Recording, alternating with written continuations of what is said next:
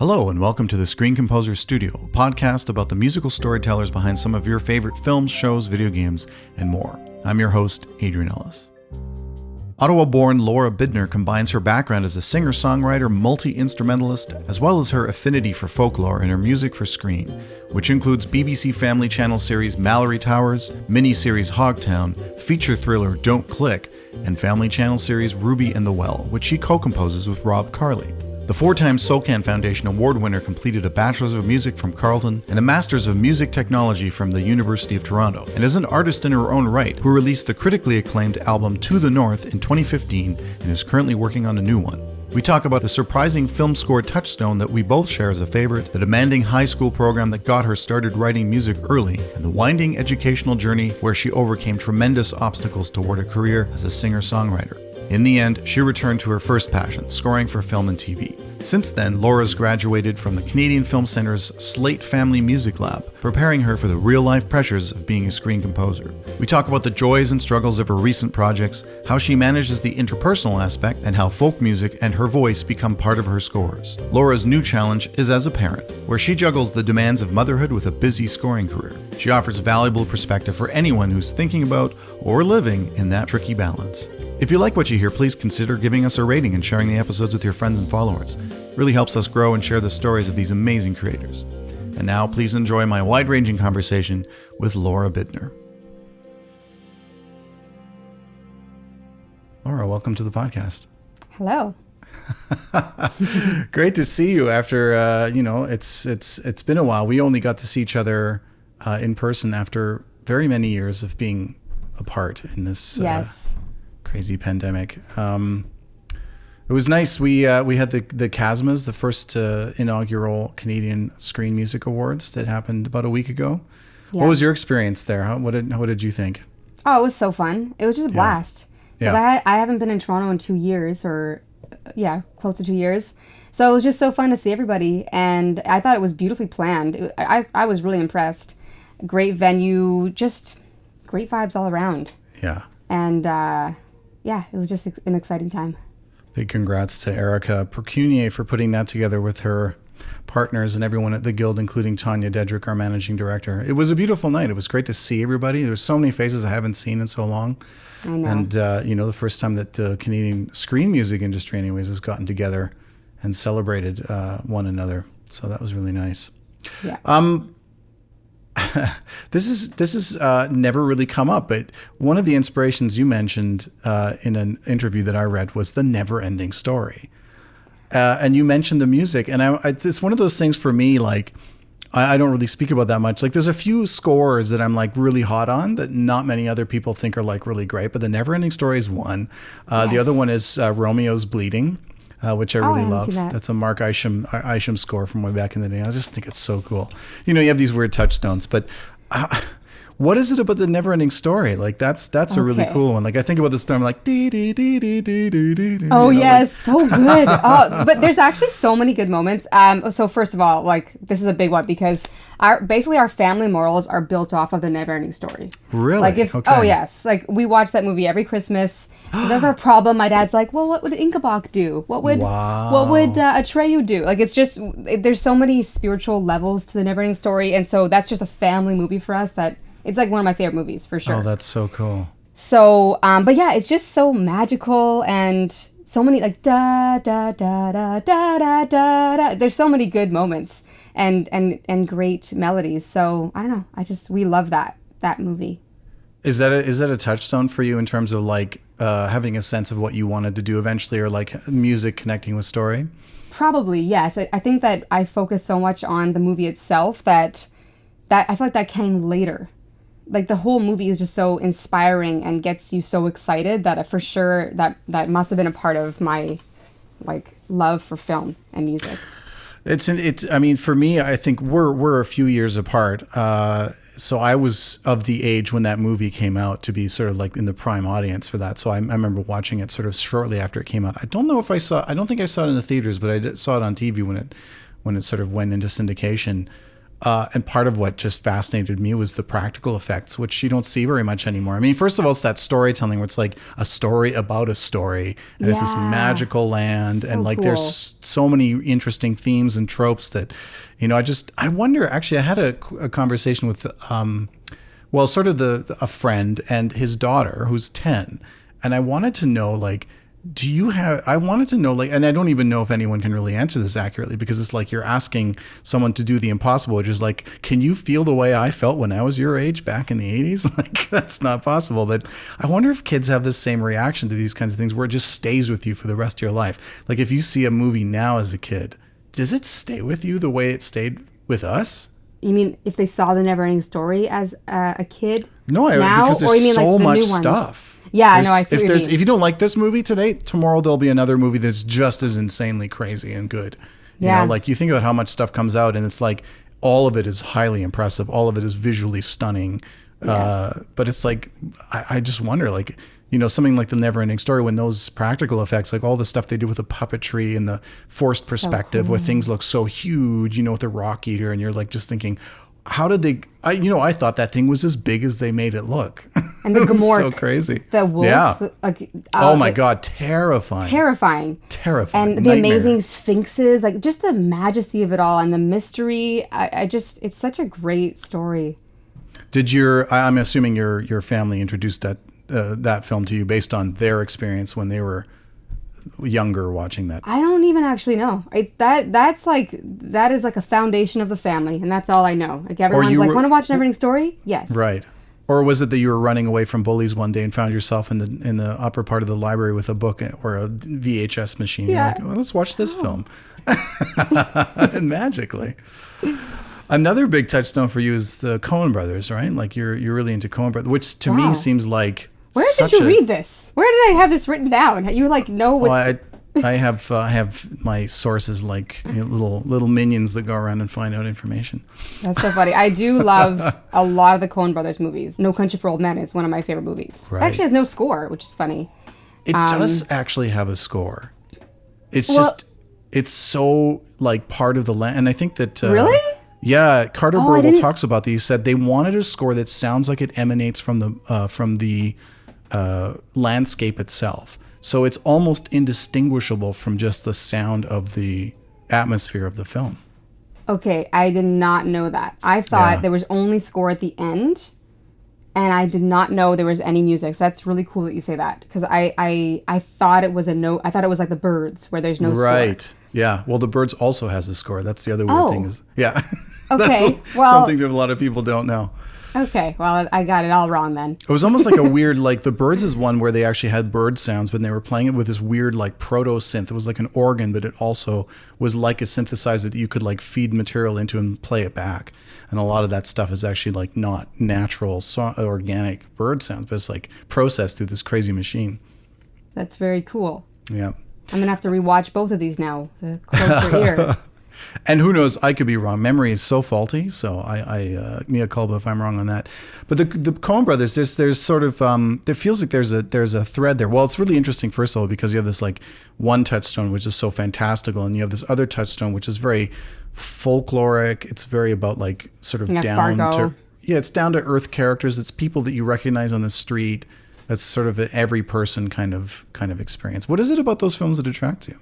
I like the Coen Brothers movies. I guess it's like that. I guess it's morbid humor, like that. It's because Fargo is kind of funny, right? Yeah, it's funny, super funny. But it's so dark too, and it's also that music is heart wrenching. I love the music, and it's a folklore, like the melody da da da da da da da da da. That's actually like an old folk melody. Did you know that? I know. Yeah, because I was like, wow, what an incredible melody. So he used that as part of the score, which is kind of cool.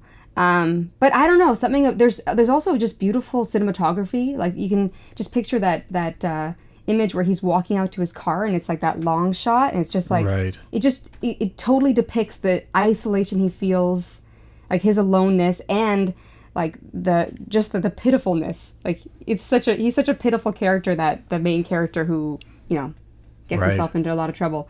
I just love the symbolism embedded with the story, embedded with the acting. It just all comes together. They really just do a great job. Is Carter Burwell one of your sort of touchstone composers? Yeah. He also did the score for another movie I really love, Before the Devil Knows You're Dead, I think it's called. Yeah. Yeah. And I remember watching that and I was like, is this Carter Burwell? Because it really, just something about it, and it sure enough was. And yeah, he does have something about, there's a signature there that is really cool. And he's an amazing composer. He's got a very unique voice. There's no mistaking his sort of harmonic movement and the kinds of things that he does. What kind of music did you listen to growing up? Like, what was it? What was the musical life of your family? Is it a musical family? Were you sort of introduced to things early on? Yeah, well, my dad was so passionate about playing piano. So I feel like a lot of my passion just came naturally from just watching his love for music. And he actually like taught himself piano at 30 and got really good. And actually himself is a really amazing composer. He made it a hobby for himself. But and I wouldn't say this, like if my dad sucked, I just wouldn't say anything. but he actually has written some really beautiful pieces. So he's a writer. He composed as well. Oh wow. Yeah, and some really beautiful stuff. So for sure, my writing style even for sure comes from watching my dad just jam out and jamming with him. We would like race each other to the piano. That's how like. Oh, wow. It was, so there was definitely a lot of love for music instilled in just him and my sister playing. And then we had like Portuguese fado in the house, a good amount of that. And then we had a lot of like Eminem and all the rap stuff and all the hip hop because I had older sisters. Right. And our family just loved also just like the top 40 stuff. So I also have a big love for hip hop and rap. I read somewhere that it said you grew up playing piano and percussion. What kind of percussion was it that you were playing? Yeah, so because I went to an elementary school that had these amazing volunteers, Mr. Laver and Mr. Purdy, and they had all these bands for us, and I was in all of them. I was so gung-ho. There was like a bongo bang boom band, which is a hand drum band. There was like an advanced percussion band, which is advanced for, grade 6s. There was a drumline band. There was grade 7, 8 band. There was jazz band. I was in all of them. So I basically did not have recess and I didn't care. I loved it. So yeah, I played percussion. I played bells and the drum set and like snare, and I just had a lot of fun. Mm-hmm. Yeah. And you play hang drum as well, right? You're actually pretty proficient in the hang drum. In my own little way. I do have a hang drum, and I haven't picked it up in a long time. It's funny you even mention it because it's like sitting right over there. I'm like, oh yeah, the hang drum. But it's so funny how you get so busy and then you kind of don't play. I'm surprised you don't use it in your scores all the time because the hang drum is such a or it seems to me right now certainly to such a cinematic or such a usable instrument in film scoring. It is. I would say it is. The issue with mine is, and I hate to say it, but I need a better one. Okay. It's beautiful, and I have found some really cool stuff with it, but I've played the pan art ones, for example. Those are like the originals, I think. But there's another one that's from America. I forget what it's called, but I was actually I've tried one of those too, and just the resonance is like amazing, which mine doesn't really have. So okay. I have done some recordings with it. It's like on, I don't know where it is. I think it's on SoundCloud or something. But it just never happened. I do it, all my live shows. It's like a hang drum. We do a fun like hip hop jam with the hang drum and that. But it just whenever someone's asked about it, I'm like, sure, I'll try the hang drum, and then I never end up putting it in. That's so interesting because I almost have to go, okay, that's enough. No, don't do it enough. Like you have to limit the amount you put this in because it's so. It's such it's sort of like a go-to, right? You're like, you want something percussive that moves along, kind of drives things forward, and has tone.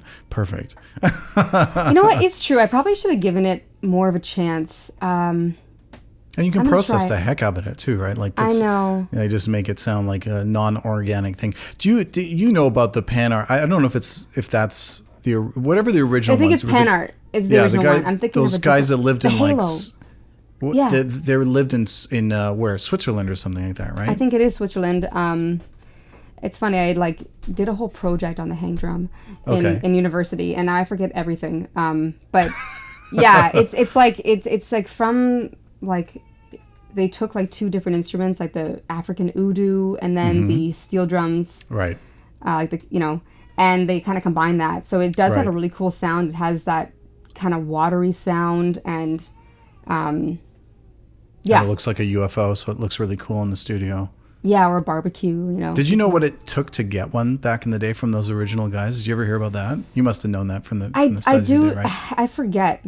They were like, okay, we'll build you one. It costs an enormous amount of money. It was Yeah. like extremely expensive to start. And then they're like, but you have to come and live with us. So fly out here on your own dime. Stay like we'll put you up. You have to pay a little bit to be put up, but like you had to spend a week with them while they built it for you. They were I like did not know really that. particular.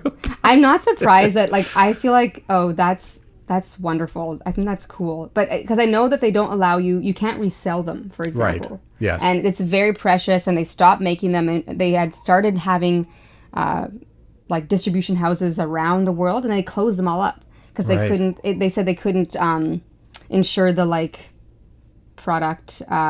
You know, couldn't Yeah. ensure that it was the product they wanted to release. Right. So that there's like a scarcity, of course. You know. Wow. Imagine having that kind of integrity, all right? It's almost an obsessive level of integrity. Like, Yeah. I don't even care about making money. I don't even care about this business continuing. That's it. We're done.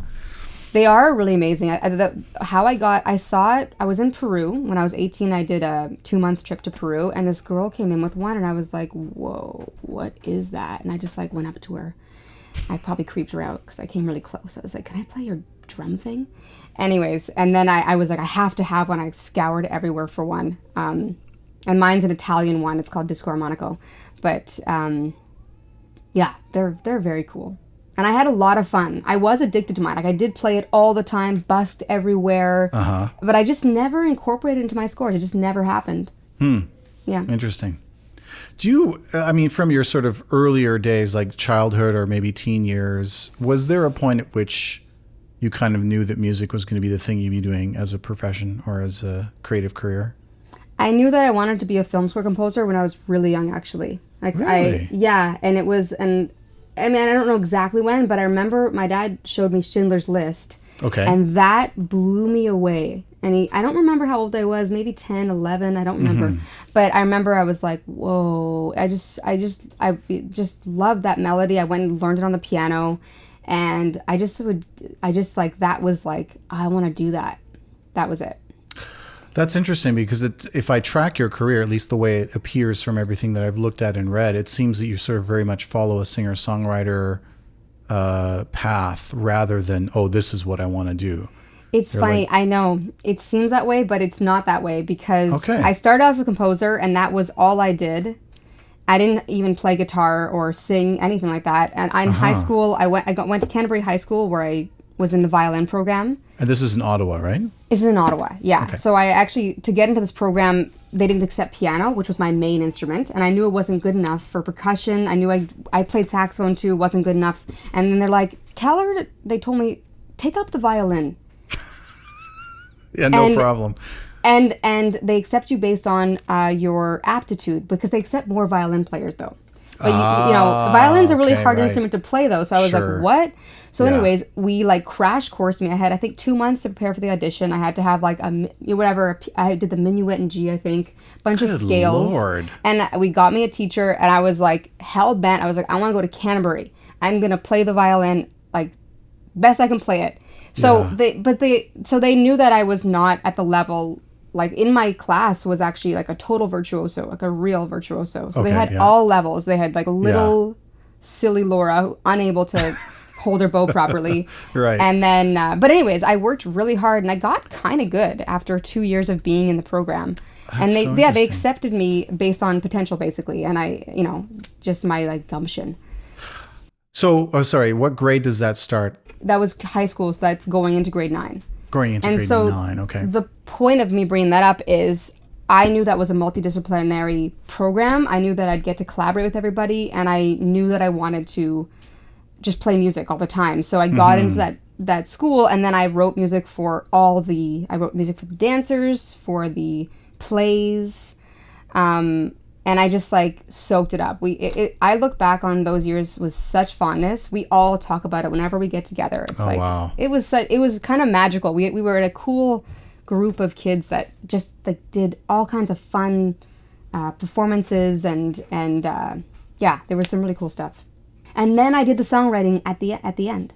Okay. And what prompted that? I also liked that, and like it just naturally came because, you know, you're jamming at the fire, you pick up a guitar. Okay. And so, yeah, I learned the guitar and I just started doing that. I made like a little album at the end of my school year that I just recorded. Wow. Like in the last 2 weeks of school, I remember I just like recorded one of those mini Zoom things. Anyways, so I did that, and had no intention of that becoming a thing, because I'm really not, like I love performing, but like I'm not really gifted in that area. My life just fell into it. My brother gave my CD to the owner of the Black Sheep. He, for some reason, really loved it or loved me, and just kept on bringing me on to open for his artists. Yeah. And like one of my first shows was opening for Craig Cardiff, and it was a full house. Wow. It was like me and my little ukulele. I had no idea. Like I remember also too, I remember I didn't know how shows worked. So I was like, oh, I'm going to play the piano. I just dropped my ukulele, go play the piano. And Paul's like, you have to tell us before you play piano. We don't have it mic'd up. So he was like totally caught off guard. Right. Anyways, I just got it because I kind of got brought into it, and then I just had a lot of fun doing it. But I always knew, it was always like, how do I become a film score composer? How do I do this? So interesting. And I could never figure, it was a whole roundabout way. Right. Yeah. I mean, you follow the momentum, which I think a lot of us do. You're just like, well, this has energy right now, and it's interesting, and I like it, so why not just keep going down this route? There's no harm. Mm-hmm. I want to go back to the whole idea, though, that your primary instrument, the piano, was not something you could actually enter the program with, and so you had to crash course for 2 months of one of the probably most difficult instruments there. I mean, like a piano, you want to go, like I always think about this, like even with guitar, I mean, it's harder to play a note on guitar than it is to play on the piano, but I mean, unless you're talking about open strings, but never mind. If you just go up to the piano and you play a note, okay, someone can teach you to play a triad in less than 5 minutes, and you've got a triad. Yeah. And even more, you could probably play a triad and maybe a few notes as a melody. Well, like the violin, like forget it. You're going to sound like, you know, a donkey's ass for like, I mean, a year, maybe more, you know? I used to take classical guitar lessons, and all the, you know, the wangers around me were all people like these kids playing violin. It was like cats being tortured all around me. Anyways, two reoccurring nightmares I have. One is I'm back in the kitchen cooking, and the other one is I'm up for a gig and I don't know what the music is. I don't know, like I'm on stage and I don't know what the set list is. I don't know what we're playing, and we're usually playing some really complicated stuff. I'm like, oh, this is the worst thing ever, and it's so anxiety producing. I've had that nightmares too. And you and you do this thing where you like pick up an instrument you haven't played before, and in 2 months you're going to go and do essentially a jury. Like you're going to be standing in front of people who are judging you to play this instrument. Like I was very nervous. I knew I did a pretty good job, though. I actually was quite I was like, wow, I can play this piece. Right. Eventually I got terrible tendonitis, though, because the thing is, I don't know if you can actually learn the violin at a later age. Unless you really focus on your technique and are, like the first 2 years of me playing violin, I did play minimum 2 hours a day. I played a lot. Mm-hmm. I would play sometimes like 4 or 5 hours. Yeah. But then once I got into like grade 11 and 12, I didn't play as much. Technique fell apart. It's not ingrained in you. But when you learn when you're like 5 years old, it's a part of the like how your body has. Like I think it's very important to pick up those instruments when you're very young. I'm not an expert, but I actually think that having learned it as like a 14-year-old girl, it was kind of like impossible to keep it up without like being really a stickler. That's interesting. And maybe they're sticklers too. The people get really good. I started with like, you know, folk guitar, rock guitar, or whatever you want to call it, and then I moved into classical guitar, and I had the same issue. I had tendonitis, and I had to go into do rehab and everything for my wrist. First of all, very bad positions for your hands to be in and your wrists to be in and your elbows to be in. Your whole body's kind of like contorted around the violin. But also if you're like doing 2 months of intense studying, suddenly you're doing this thing and you're like full of like nervous energy. That's not a great way to do it either, because the whole point is to try and do this contortion and be relaxed at the same time. Well, you know what's funny about that though? I was so nervous, finished the audition, and my teacher, who eventually became my teacher, knocked the bridge off the violin. So I'm already like nerves are just whoa. And so it was a total accident. He accidentally knocked it, and I burst into tears in the audition. I was like so shook, and they went and got me another violin, and because I think there was actually a few more scales to do. But I still laugh about that because that was just really funny. Well, you must. The real question I have about this whole experience is it must have set you up in some way to go, you know what seems impossible or what seems like an unconquerable mountain of doing something like that. Especially in our line of work, I think we're asked to do those kinds of things so often where it's like, oh yeah, we're throwing you into something where you don't know how to do this kind of music, or you're like, here's the deadline. You're like, I'm supposed to produce this much music in this amount of time in this style that I've never done. Like, you know, we're sort of always being asked to do these things. That must have somehow prepared you or given you some sense of like confidence that going forward, you'd be able to reproduce this kind of heroic act. Probably. And, you know, I also just, I mean, I don't know if I'd call it heroic, because they did tell me they accept people based on potential, and I knew that I had an aptitude for music. Sure. But I always was an improviser. Like, I would when I was a kid, do performances, and I would just go up and play. Like, I would just play whatever I wanted, like, just write stuff, you know, improvising. So I also just, like, naturally, that I'm cool with. Like, I don't get too nervous. I was more nervous about my driving test than any of my exams, my like just violin improvise exams. with the car. Improvise your way around this traffic. Yeah. No, I was losing my mind about my driving test, and I was like, I've done like all these performance exams, never had this kind of anxiety, except maybe one or two. But yeah. Anyways. How does where you're sort of going with the singer-songwriter thing? Like, are you for a time sort of pursuing that as a career, and how do you end up at Carlton and then eventually U of T? It's so funny because I haven't thought about this in a while, but actually I got in as a composer in the composition program to Concordia right out of high school. Okay. And then I had mental health issues, had basically a mental breakdown, and I had to leave within 2 months of being there. It also was really the wrong program. Part of it was like, I got there and I was like, whoa, this was totally not what I wanted. I was so, and every young person, I'm like, study your universities. Don't apply until you know it's, like, I totally messed up the applications. I was so naive, and I just, it was not the right school for me. And so I basically got there and I got really depressed because there was all kinds of stuff. But long story short, I got in the composition program. I even got a scholarship, which made me feel really bad when I left. And so then I left. And then I spent a year raising money to go to Peru. Did this awesome Peru trip. And then I was like, okay, I got to figure out how to get back into music.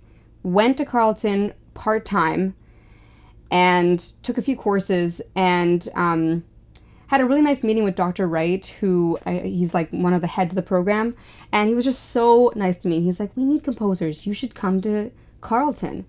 And he was just really sweet to me. So I auditioned and decided to stay at Carlton.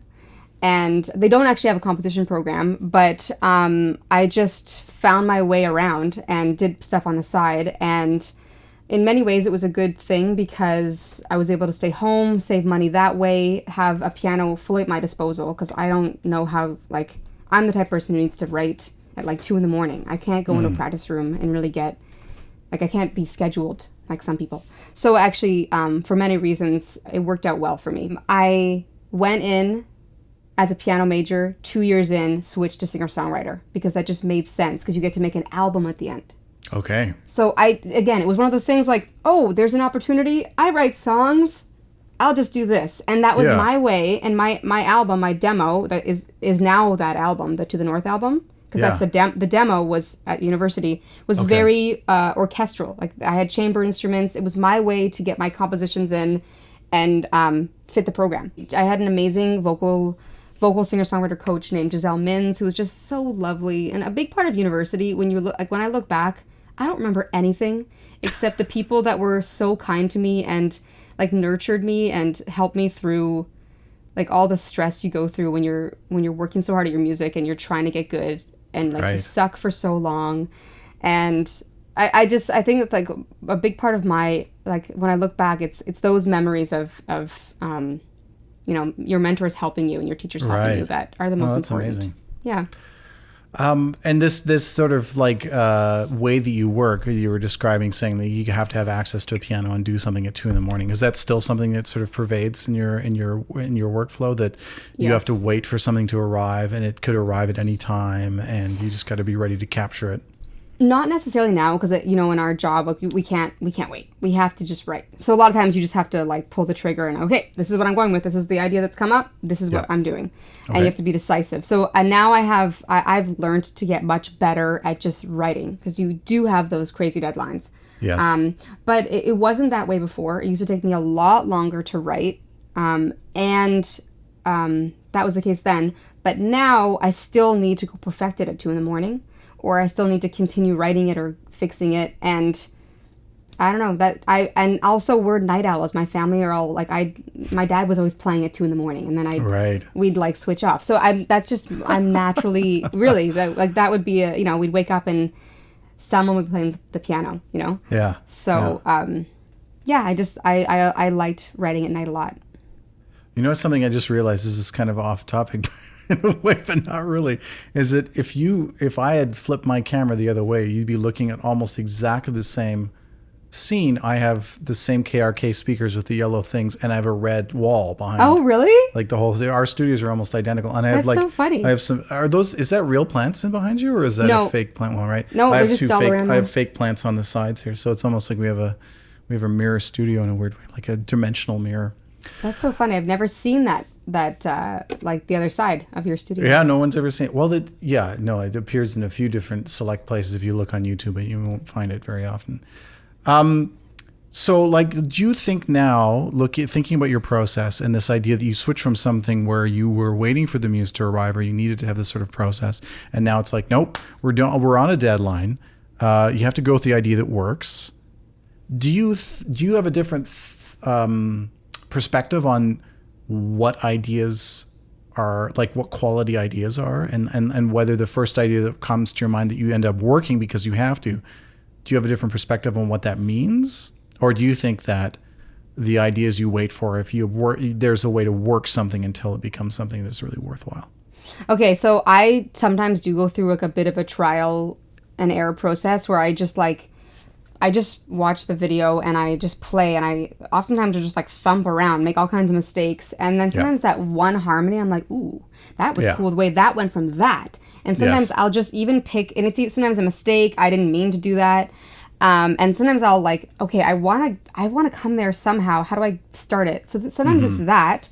Yep. I feel like there's many ways that I write then, because sometimes I do, write it, and the first demo is the one that I use. So then, and a lot of times it's that because you have no time. So a lot of times you do it, you're like, well, that's it. Yeah.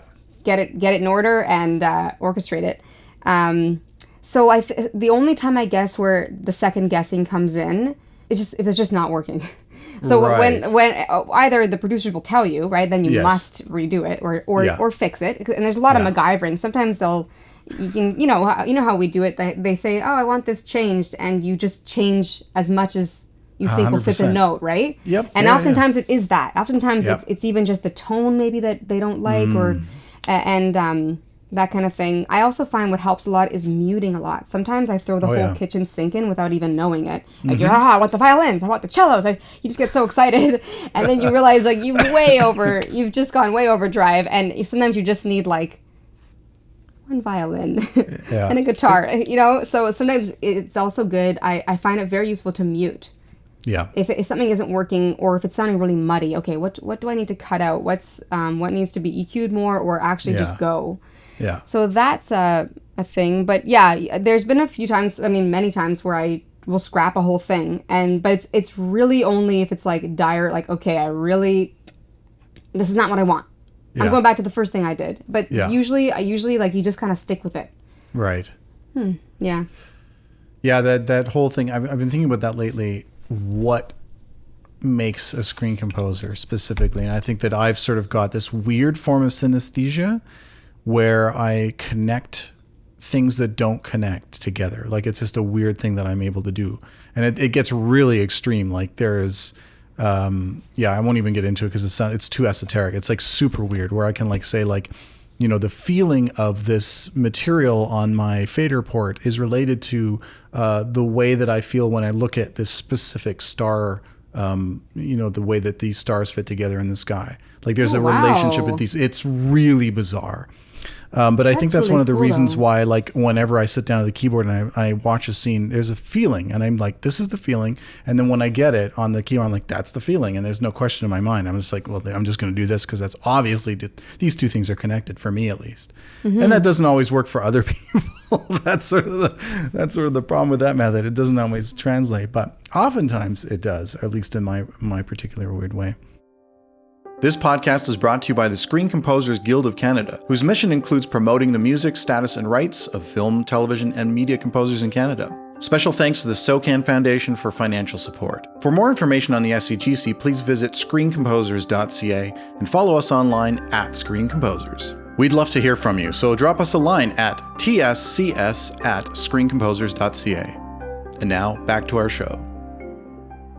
This podcast has featured a number of CFC grads, and I'm sure there's obviously a reason. They select and nurture very, very extraordinary talent. You're no exception to that rule. What was your experience of that program, and what was sort of the major thing that you took away from that? Best ever. It was awesome. It was the program I always wanted to be part of that I didn't know existed until I came to Toronto. So yeah, it was just awesome. So many amazing, there's lots of seminars that I just like soaked up. You get amazing mentors like Tom Third, coolest dude ever. And you get to try a lot of stuff out because you get to compose for all these short films. I think I did in the end like 16 short films is what I wrote for. I think it was that. Holy smokes. Wow. It's a time where you can like try a lot of stuff out, try a lot of scenes that you're not used to. There's some scenes, for me at least, that are so hard to score, like at the beginning at least, for me, where like, I don't know how I'm going to score this. You have to score it, and it makes you, in this small amount of time, score a lot of different kinds of scenes, comedy, weird, dialogue scenes, horror stuff. So it was a really great time to learn how to do that. Right. And you still get the short timelines too, and you get to go to the mixing houses. Yeah. And I would say a big part of it too was getting to hear your stuff at the TIFF Lightbox. Yeah. For me, that was really helpful because you're so self-conscious a bit. You're like, oh, is my mix good? I don't even know what I'm doing. But then you hear it at the theater and you're like, whoa, that sounded cool. Or if something was off, you kind of know, but it did give me a little boost of confidence because it actually sounded good. I remember the first showcase, I was like, whoa. I was so nervous. I thought it was going to sound, I was, worried. And it was actually really fun, and it was just like, it sounded cool. I remember the Screen Composers Guild of Canada runs an orchestral reading program, and I've sort of described it to other people as a safe space to make really extraordinary mistakes. And Lord knows I've probably made the most extraordinary mistakes there were to make. I've ground orchestras to a complete halt. I've, really just crashed and burned in the most spectacular way because I was too ambitious and didn't know enough to really make it work. Do you feel like the CFC was a safe space to make those kind of mistakes and to sort of come out on the other side? That is the perfect way to say it. I would say it still has high stakes in some ways because you just want to do so well, right? And it's such a big opportunity. But it is, it'll kick your ass. Like, it's very intense, and you can be in the trenches sometimes of just being, it's difficult, but that's why it's so good, is you come out of there and you know how to handle situations better. Yeah. I've also gotten some amazing experiences where you get to write for some, like, the directors were all so talented. Everybody, the editors, the producers, everybody was so insanely talented. So you get really good content too, which is really cool and really inspiring. And probably really different personalities you have to learn to deal with as well, and sort of go, oh, we work well together. This is the type of person I'll never work with again. Yeah, you learn that, and I think we've all been through that, where that's a big part of it too. That's the one thing I try and tell people is it's okay for it not to go okay, because it happens to everybody, and it's better for that to happen on a short film where the stakes are low than for you to get thrown into something that maybe you get your big break and then it's sure. You haven't had all these little experiences. So in many ways that was great. Also, the orchestral recording session, awesome, because it's so hard to get that opportunity to write for a full orchestra you know, and go to, you know, soundstage and record it. It's a lot of work. And I did it. I paid for the year I wasn't in the CFC. I paid to be a part of it. And then I was a part of it again in the CFC. So I got 2 opportunities, which is really great. That's great. Because that's like, you know, that was also a big wish of mine. When I was in high school and I applied to universities, that was what I was hoping to do. And then I went to a university that had no orchestra. You ended up going in the singer-songwriter program. Yeah. So you've done a lot in a short amount of time in terms of the different projects, and we'll talk about some of those. But do you find, I mean, just sort of dealing with like the personality aspect of it and the politics, we were talking before this started about some of the more challenging experiences you've been through. Do you have a sense now where you really are aware of where you want to say no, and where you're sort of defining, this is the direction I want to go and this is the direction I don't want? These are the red flags you're seeing now. Are you being choosier? Are you being more reluctant to take on certain things? No, for me, maybe it's the opposite. I'm a lot more like, cool. You know, like I'm just like, you like that? Perfect.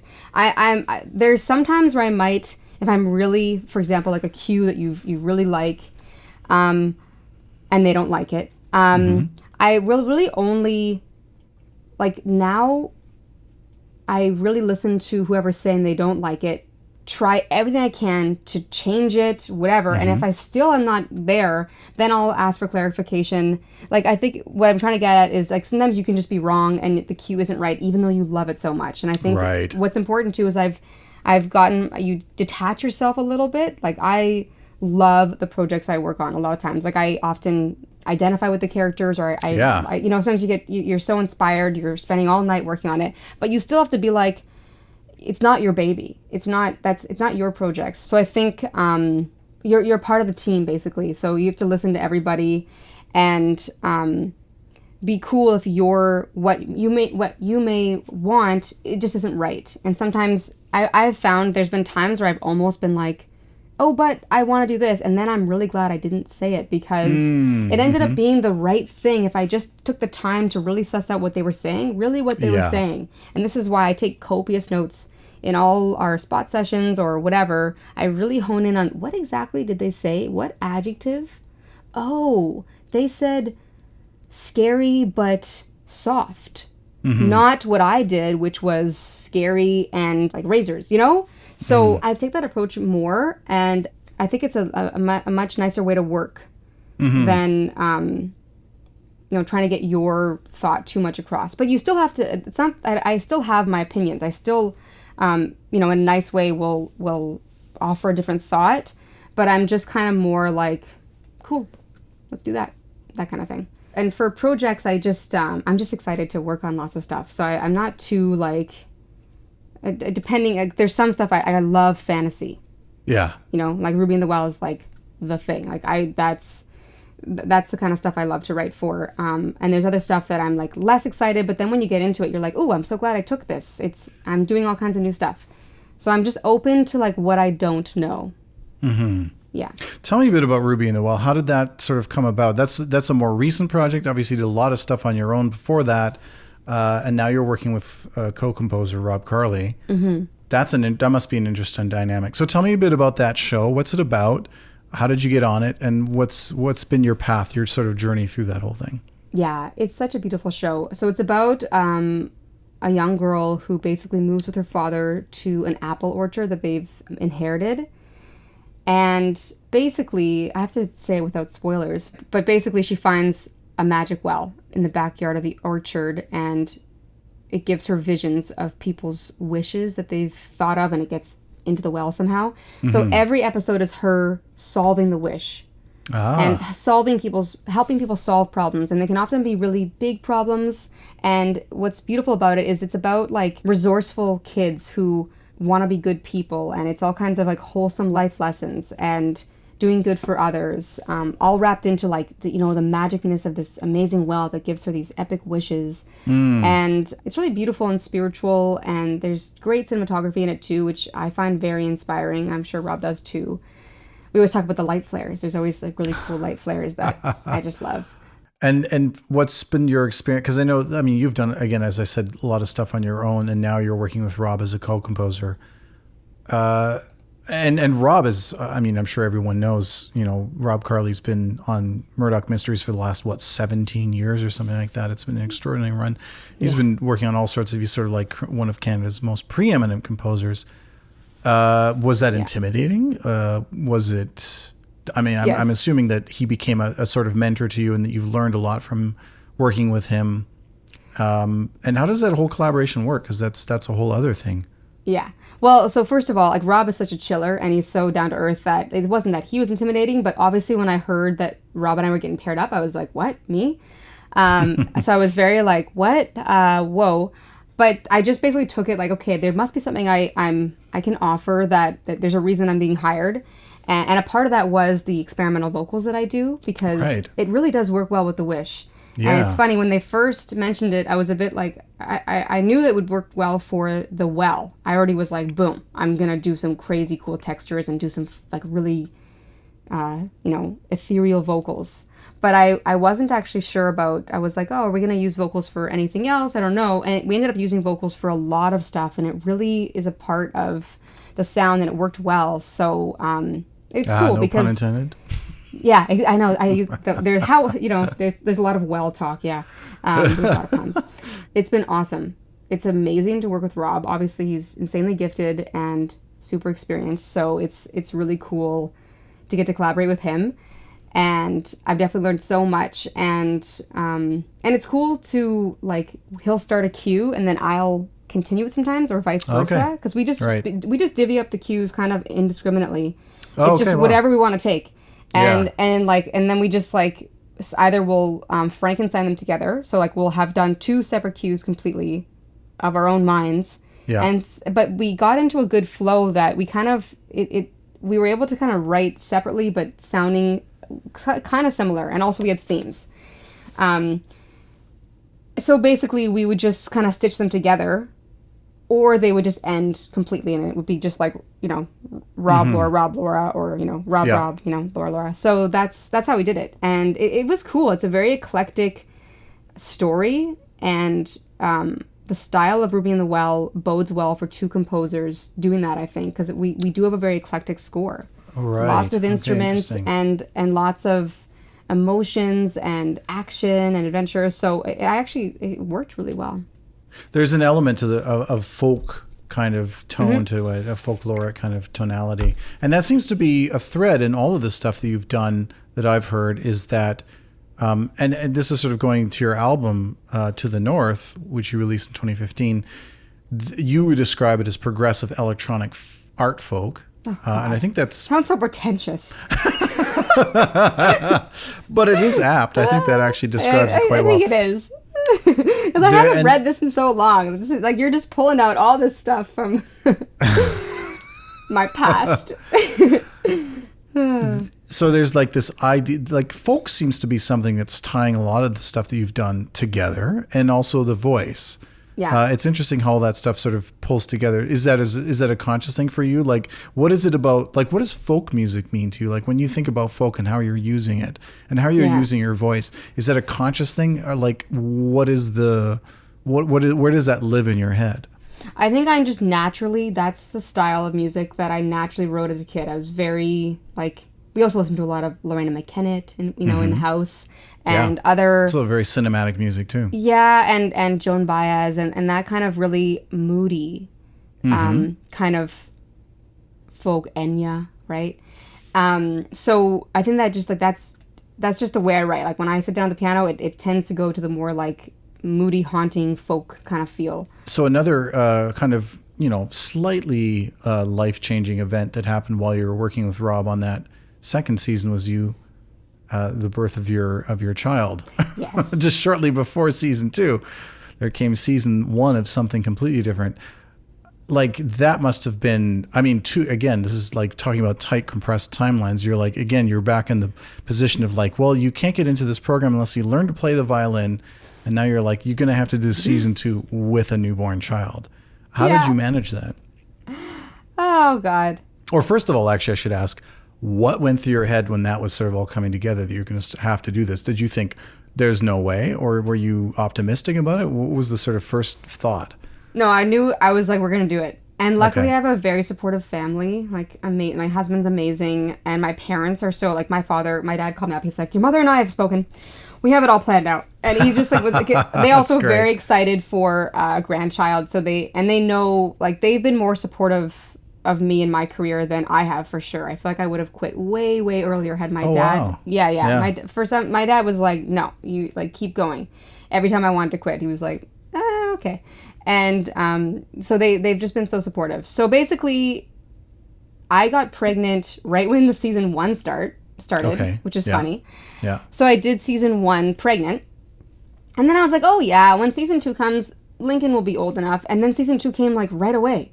Oh, wow. So actually my due date was the picture lock date as it Nice. happened. Once we got the schedule, I Yeah. was like, what? April 4th? So yeah, but we luckily didn't have to start until 2 weeks after, actually, because they had baked in a little extra time. So Okay. so I had my son April 5th, and then we started 2 weeks after, and it was just like, away you go. Luckily, there, and I think that, like, I hope this can be helpful to other people watching, that may be thinking about families or, how am I going to do it? Because I definitely scoured the internet. I called all my amazing composer mom friends like Sarah Sleen and Suad, and they were wonderful, and they're amazing. Like, they've done so much. So, I mean, I don't even know how they do what they do. But basically, they do sleep a lot at the beginning. So I still have, like, the Mamaroo here.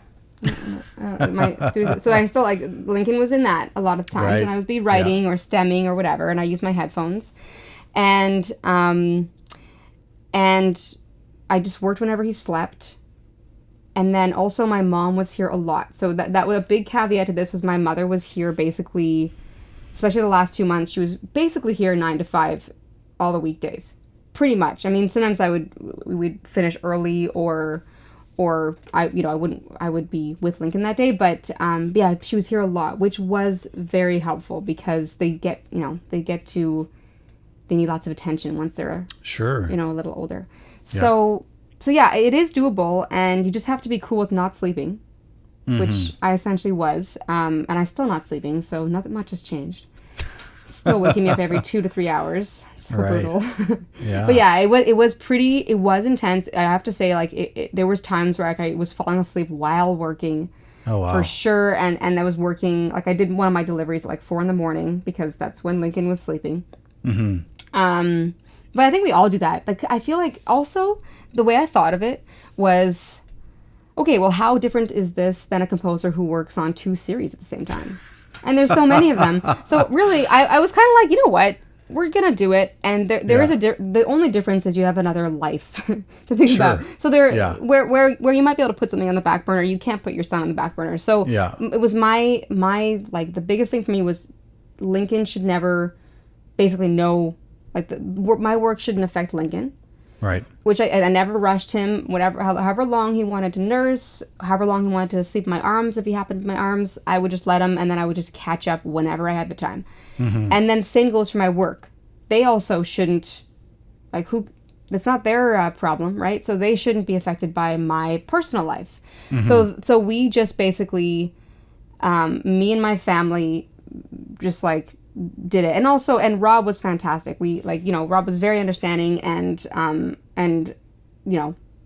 but I tried my best not to let it affect Rob too, as much as possible. But Right. a few times we do each other solids, There's something in that. I mean, like, I'm really interested in, examining the modern life that we lead, and sort of, like, there are benefits to what we experience in terms of civilization and technology, and then there's some real serious downsides. One of those downsides seems to be the idea of community and family being close and being connected, and having everyone sort of pitch in. Used to be it takes a village, and that's sort of something that's like, no, now parents just sort of grind it out on their own, and it's really tough, even for parents that don't have, these kind of ultra demanding jobs. Which it's not even so much the time, which it is, it's the creative, like, you have to have your brain functioning properly and just be, like, really clear and go, like, I need an idea now, and I need it to work, and I need to get after it and get it done today.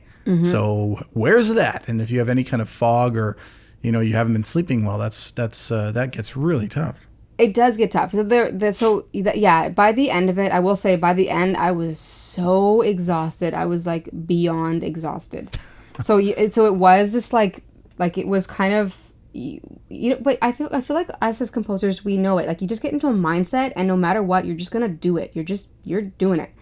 Luckily, it went quite well. Like I'm really proud of our work. There were some cues that I loved writing, and it worked out so beautifully, and never missed a spotting session. We had fun in our spotting sessions. Like I enjoyed my life most of the time. There were some times where it was hell because you're up all night or things aren't going well here and there. But for the most part, I was really happy and just so grateful that I have a beautiful son, I have this amazing job. Like, yeah, you really can't complain. But the timing, I mean, the due date being on the picture lock date, I just find that funny. It was pretty crazy. The timing was, but in the end, it all really worked out. Apart from, trying to balance a career, being a mother and growing your scoring career, what would you say right now is one of the biggest challenges that you're facing? Challenges I'm facing, honestly, probably the technical stuff, to be just brutally honest. There's so much stuff to fix. It's like oh man, I have like a whole list right over there of just like I have to reinstall Ozone. I need to get different hard drives because my hard drives are too full. So that for me it is a technical stuff, and I find that half the time I'm like, I could write this so much faster if I just had a better handle, and that's my goal. My maternity leave right now. Which, by the way, with big air quotes for everyone not watching on the video. Well, yeah. Oh, right. Maternity leave, because it really is so busy. That's the thing is now that Lincoln is 6 months old, it's like it's so busy being with him. But my plan is to really get a handle on all the tech stuff, and I will get it done. I just need a moment. I mean, I was talking. My mom was here for a short visit, and she's sort of asking me like, about the job and business and all that kind of stuff. And one of the things I said, look, I mean, what I do now, what all of us do now, is what used to take 30 people to do. It's like a job that incorporates. I mean, just imagine if Beethoven had to deal with installing software updates or something like that. Yes, he'd lose his mind. What do you think? Like, what you is the? Because I mean, some of us. Neil Parfit, don't, that's sort of part of the joy. Like, I think he actually likes the technology, and that he's probably going to deny this vigorously now that I've said it in that way, because he probably doesn't enjoy a lot of the stuff. But, some people have more aptitude and proclivity towards one thing or the other.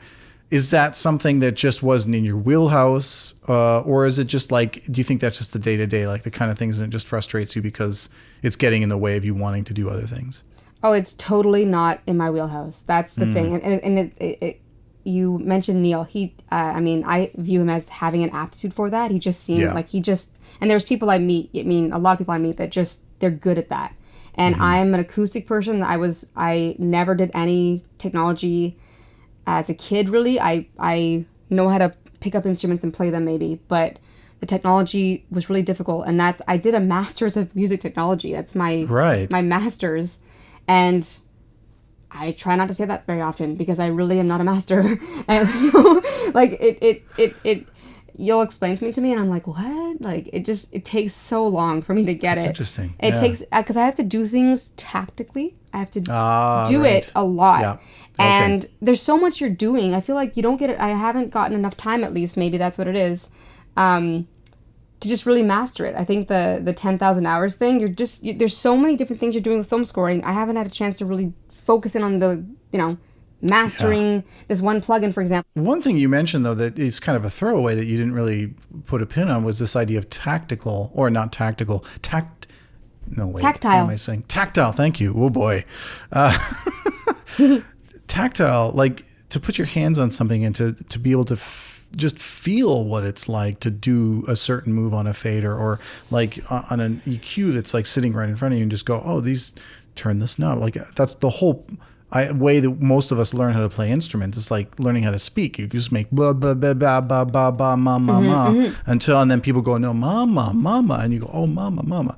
And this means that. And you put these things together. Whereas like in a way, you're sort of pointing out what's not necessarily so apparent, but all the stuff that's in a program in a computer is so abstract. Like it's not I can see why people are like, it's not, I don't understand.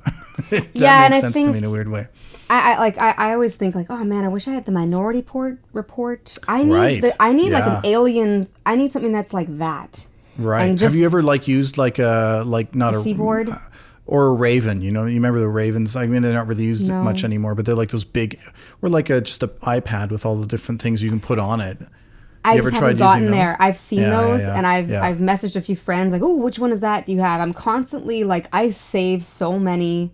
I have like a whole archive of like saved links from Facebook, and it's just, how do you have the time to actually get all these things? I think it just takes time, right? And I think that's the part of our job is you just need to put the time in, right? And getting the right gear and getting what's right for you. I mean, how many times you buy a sample library and you're like, oh great, I just spent $400 and it's not the right one and you can't return it. So I think it's also learning like what products, software is going to be good for you. Yeah. Well, we need some sort of consultancy where someone comes into your studio and interviews you, and you're like, what kind of person are you? How's your brain work? What kind of things do you like? And then they tell you all the things you should buy, and they set it up for you. You go, now you're going to work like this. And you're like, perfect. I get it. It makes sense. Mm-hmm. Yeah. And then you pay too much money for that, and you have to like do 6 jobs in order to make it up. So what's next for you? You were talking about something you didn't really want to talk about, but it's sort of bubbling away in the horizon. So the Nothing, which was my CFC showcase piece, you get to do your own film at the end of the CFC, and I was like, oh man, this is my shot. So I like really, I put a lot into that, and I asked to direct it, which took them a while to let me do, and eventually it was because we couldn't really find a director. But basically, I got to direct my own The Nothing showcase, and it worked out really well. I used that as a proof of concept for this album that's about sleep paralysis and depression and mental health issues. I applied for an OIC grant. I've applied for so many of them, I never get a grant. I applied for the first album, didn't get them, so I've applied for like at least 15 grants. Do the OIC grant. I put in an email that isn't my email. It's the email for the Nothing production, like because we were sharing it with another producer that I brought at the time, and I did not forward that email properly. So I actually have a memory of the rejection letter too, which is really weird. I for sure was like, oh, I didn't get it, as usual. And then I get this like unknown number calls me, and I'm like, hello. And she goes, hi, I'm looking for Lora about your OAC grant. I was like, no, I didn't get an OAC grant. She's like, yes, you did. I was like, no, I didn't. She's like, yes, we've been trying to contact you. You have gotten a grant. So please, if anyone could take anything away, make sure your application has the right email and that you have forwarded. That's just the biggest rookie remove, especially because like I tend to comb through it. You make sure everything is, and it was a lapse. I didn't even mean to put that email in. Yeah. It was, I don't even know what happened there, but what's I so was interesting to me is like that you had this, like, it was almost like you determined right from the outset that you weren't going to get it. I know. It was like a what do you call it? A self-fulfilling prophecy in a way. Oh, and I was about to lose it basically because she had tried to contact me. I have no voicemail on my phone. So had I not answered that unknown number, she would have gone, okay, this girl does not get it. Yeah. And they would have given it away. So luckily I answered it. I apologized profusely, of course. I was like, I'm really sorry. Like, that's so bad. Because that's just such a rookie move. Anyways, make sure your application, have everybody proofread it.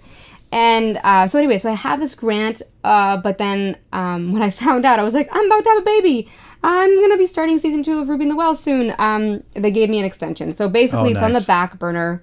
Yeah. And, but I've got some songs that I am excited to write for it. I've kind of forgotten them all because it's been so long now. But it's a visual album. So it's going to have a short film.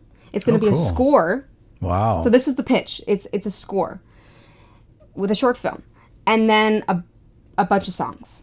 And so, I always envision like this awesome performance where like, I think the short film plays first, and then the end credits come in, and then the band comes in, and then it's a whole show. Cool. And then we do the short film live. Nice. Yeah, so it is such an exciting. I think about it, I'm like, oh man, I want to do it so bad, but it's such a lot of work, and you want to get it right. Of course. And but it's nice to finally have gotten a grant. So that's awesome. Well, congratulations. Thank you. We can all look forward to that. In the meantime, everyone can check out your previous album, which is on Spotify and everywhere else, I'm assuming, where you can get albums, called To the North, which is really great, really beautiful. Very, again, it's that combination of sort of a cinematic, folkloric kind of romp down, really sort of textural, beautiful avenues. Thank you. Any parting words for the audience? Any last things you want to leave us with? I gave this some thought because you mentioned this before. I guess what I could say is I feel like this career is all about the little stepping stones. And so, because sometimes, you're just working on a short film. You're like, it's just a short film. But you never know who you're working with on that short film. You never know who's going to go on and do amazing, great things. You never know the score you're about to write. You might write a killer score. Maybe the short film isn't great, but you've written something that's really great for your demo reel, or that you submit to an award. Or you also never know, you meet one person at an event, 5-minute talk, and then for some reason you're working together again, they've had a really good impression on you and it works out really well. I'm just saying that it's all about the little things, and so many times the smallest meeting has meant a lot. A small short film has ended up meaning a lot to me and my career, and the connections just kind of bumble along and start connecting to an even bigger thing. I would just say wherever you are in your place as a composer, you're probably in the right spot, and just keep on going, That's it. That's great. Yeah. Oh, I love that. And certainly your career has been, living proof of that being a good advice.